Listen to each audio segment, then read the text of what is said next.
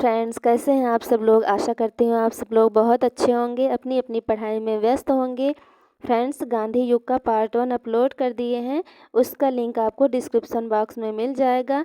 आज उसी की आगे बात करेंगे। अब भारत पहुंचने के बाद भी गांधी जी भारतीय युवा वर्ग को ब्रिटिश सेना में भर्ती होने व प्रथम विश्व युद्ध में भाग लेने के लिए प्रेरित किए। गांधी जी के इस सहयोगपूर्ण कार्य से प्रसन्न होकर तत्कालीन वायसराय लॉर्ड हार्डिंग की अनुशंसा पर ब्रिटिश सरकार ने गांधी जी को केसर-ए-हिंद की उपाधि तथा स्वर्ण पदक भी प्रदान किए। भारतीय लोगों ने गांधी जी के इस कृत्य से नाराज होकर सार्जेंट कहा। सार्जेंट का अर्थ होता है सेना में भर्ती कराने वाला अधिकारी। गांधी जी के मित्र जीवनलाल देसाई ने साबरमती नदी के किनारे स्थित अपना कोचराब नामक बंगला गांधी जी को दिया। यहीं 25 मई 1915 को गांधी जी ने भारत में अपना प्रथम आश्रम सत्याग्रह आश्रम स्थापित किए। गांधी जी के एक अन्य धनी व्यापारी मित्र अम्बालाल साराभाई ने साबरमती व कोचराब बंगले के आसपास की जमीन को खरीदकर गांधी जी को दान में दी। 17 जून 1917 को सत्याग्रह आश्रम का नाम बदलकर साबरमती आश्रम कर दिए। 1916 में कांग्रेस के लखनऊ अधिवेशन में राजकुमार शुक्ल से गांधी जी की पहली बार भेंट हुई। फरवरी 1916 में गांधी जी बनारस हिंदू विश्वविद्यालय के स्थापना दिवस समारोह में शामिल हुए तथा मुख्य वक्ता के रूप में बोलने का अवसर प्राप्त हुआ। गांधी जी को सत्याग्रह की प्रेरणा कहाँ से मिली, तो डेविड थोरो के सिविलियंस ऑब्डियंस से मिली और लियो टॉलस्टॉय के kingdom of God is with in you ग्रंथ से मिला और जॉन रस्किन के अनटू दिस लास्ट पुस्तक से मिली। गांधी जी का सत्याग्रह क्या था? सत्य और अहिंसा पर आधारित था, जिसमें उपवास, हिजरत, बंदी, हड़ताल आदि शामिल था। गांधी जी की वैचारिक मतभेदों के कारण होम रूल लीग आंदोलन में शामिल नहीं हो पाए। अपने राजनीतिक गुरु गोपाल कृष्ण गोखले जी के कहने पर 1915 से 1916 में संपूर्ण भारत का 2 वर्ष में भ्रमण किया। समस्त राजनैतिक व सामाजिक परिस्थितियों को समझने के बाद अपने जीवन के प्रारंभिक 3 सत्याग्रह 1917 से 1918 के दौरान किए। इसका क्रम पूछ लिया जाता है फ्रेंड्स, तो इसका क्रम है चंपारण, खेड़ा और अहमदाबाद मिल मजदूरों के साथ उनके हितों के लिए लड़े गए थे। गांधी जी की प्रमुख उपाधियां। फ्रेंड्स, यहाँ देखेंगे गांधी जी की प्रमुख उपाधियां कौन कौन सी हैं। तो राष्ट्रपिता किसने कहा था इनको, तो सुभाष चंद्र बोस जी ने कहा था। महात्मा की उपाधि रविन्द्रनाथ टैगोर ने चंपारण के विद्रोह के समय दिए थे। बापू की उपाधि जवाहरलाल नेहरू व CF एंड्रूज ने दिए थे। सार्जेंट की उपाधि भारतीय लोगों के द्वारा दिया गया था प्रथम विश्व युद्ध के दौरान, जब भारतीय युवा वर्ग को ब्रिटिश सेना में भर्ती करा रहे थे तब। केसर-ए-हिंद की उपाधि ब्रिटिश सरकार द्वारा दिया गया था हार्डिंग द्वितीय की अनुशंसा पर प्रथम विश्व युद्ध के समय। मलंग बाबा की उपाधि किसने दिया था? कबायली जाति के द्वारा दिया गया था। वन मैन बाउंड्री फोर्स की उपाधि माउंट बेटन द्वारा दिया गया था।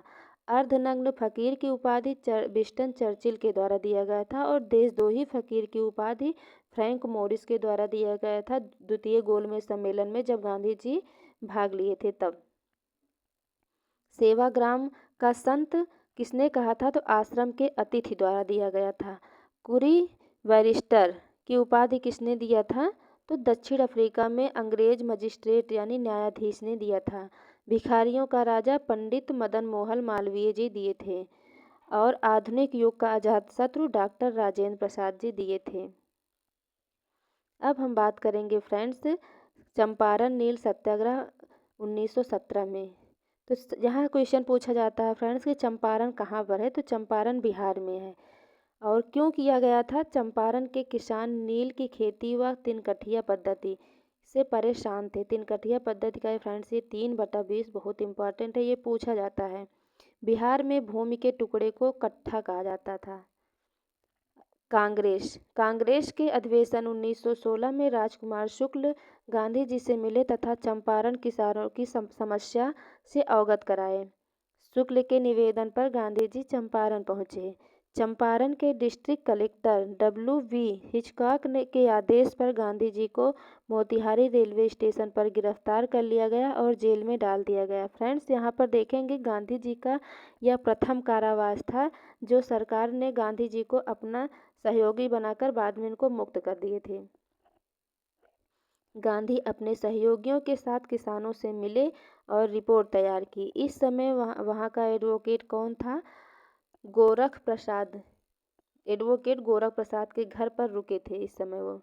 ब्रिटिश सरकार ने फ्रैंक साय की अध्यक्षता में किसानों हेतु जांच कमेटी बनवाई। अंततः सरकार को गांधी जी के सामने झुकना पड़ा। तिनकठिया पद्धति को समाप्त कर वसूली का 25% भाग किसानों को लौटा दिया। गांधी जी के इस प्रथम सफल नेतृत्व से प्रभावित होकर रविन्द्रनाथ टैगोर ने गांधी जी को महात्मा की उपाधि प्रदान की। इसी सत्याग्रह के दौरान महादेव देसाई ने गांधी जी के सचिव बने और जवाहरलाल नेहरू ने पहली बार भारतीय राजनीति में प्रवेश किए। चंपारण नील सत्याग्रह का उल्लेख कहाँ मिलता है पूछा जाता है तो दीनबंधु के ग्रंथ नील दर्पण में देखने को मिलता है और ज्योथ ब्राउन के ग्रंथ Gandhi rise to power in Indian politics में भी मिलता है। गांधी जी के प्रमुख सहयोगी पूछा जाता है कौन कौन थे तो इनके सहयोगी थे नरिहर पारेख, JB कृपलानी, जवाहरलाल नेहरू, ब्रिज किशोर शर्मा, राजेंद्र प्रसाद और महादेव देसाई गांधी जी के जो सचिव थे। अब दूसरा देखेंगे खेड़ा सत्याग्रह कब हुआ था? 1918 में हुआ था।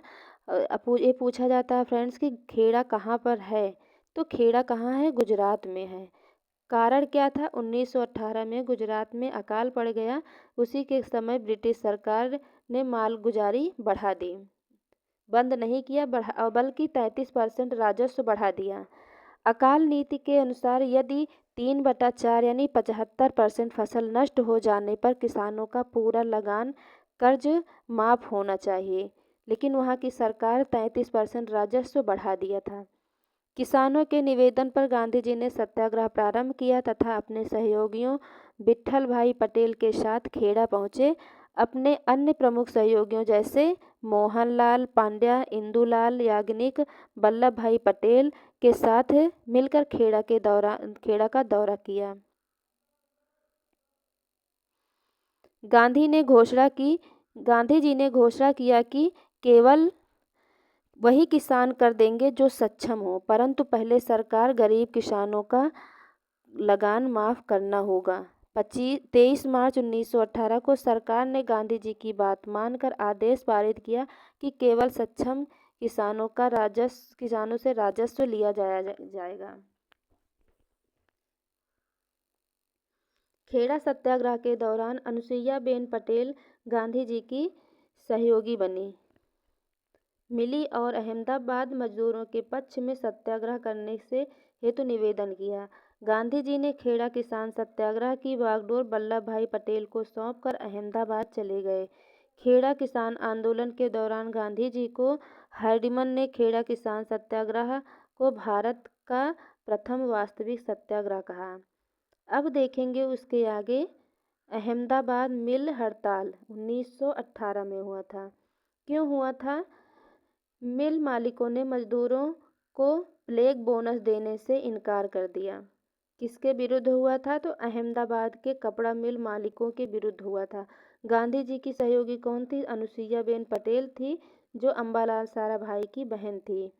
गांधी जी ने मिल मालिकों व मजदूरों के मध्य इस विवाद का एक ट्रिब्यूनल को सौंपने का फैसला किया।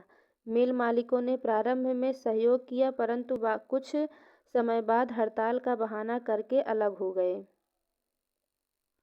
मिल मालिकों ने आदेश दिया कि केवल 20% बोनस दिया जाएगा। जो मजदूर इसे नहीं स्वीकारेगा उसे नौकरी से निकाल दिया जाएगा।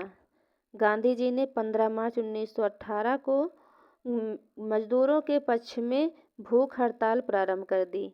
प्रारंभ में भारत में गांधी जी की यह प्रथम भूख हड़ताल मानी जाती है। फ्रेंड्स, यह पूछा जाता है कि गांधी जी का प्रथम भूख हड़ताल कौन सा था तो अहमदाबाद मिल हड़ताल वाला था। मिल मालिकों को झुकना पड़ा तथा मजदूरों को 35% बोनस देने पर राजी हो गए। थैंक यू फ्रेंड्स, मिलते हैं नेक्स्ट वीडियो में। अगर वीडियो अच्छी लगी हो तो लाइक शेयर एंड सब्सक्राइब करना ना भूलें। Thanks for watching.